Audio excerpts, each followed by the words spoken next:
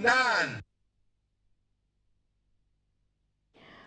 All right, we want to head over to Kiambu, where a memorial service for blogger and teacher Albert Ojwang was being held since morning. And now I'm being joined by Winfrey Owino just to tell us what really happened during that session. Winfrey, good afternoon. Good afternoon to you, Grace. We are indeed coming to you live from Ridgeways Baptist Church on Kiambu Road, and where we've just had an intense 3 or 4 hours of service in remembrance of Albert Ojwang, the influencer who died in police custody nearly a month ago.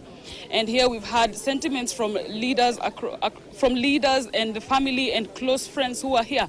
It was a heavily guarded and restricted service where we had very few people in attendance. But of importance to note is that from the political class, we only had two, former Attorney General Justin Muturi and Mumias East MP Peter Salasia, who was also here to condole with the family. We've seen well-wishers. We've seen the friends of Albert Ojwang from Twitter, now X, and from his university in Pwani University. They've all come here and they're preparing to move with the body to Kisumu tomorrow. Actually, others will be leaving this afternoon, heading for Homa Bay.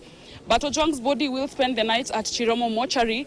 Then they will be leaving tomorrow morning, airlifted to Kisumu, before they now start the journey proceeding to Homa Bay County, which is just a few kilometers from the city of Kisumu.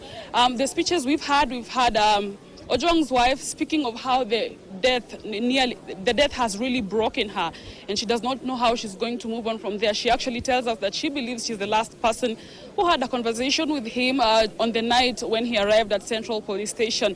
And we've had quite an intense and emotional moment when his mother was speaking in local dialect, which is the Luo, and she actually narrated to us how he had just prepared lunch, and then the police officers arrived, and his son started shaking, and when he inquired what was wrong, and his son told her that he had not done anything, but he was visibly shaken.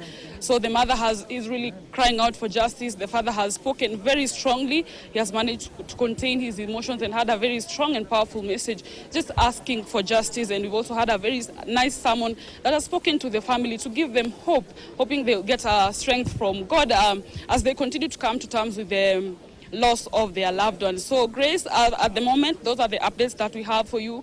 But we're still here gathering and putting together the news, which we'll be bringing to you, our viewer, in our subsequent bulletins. Back to you in studio, Grace. All right, there you have it. Just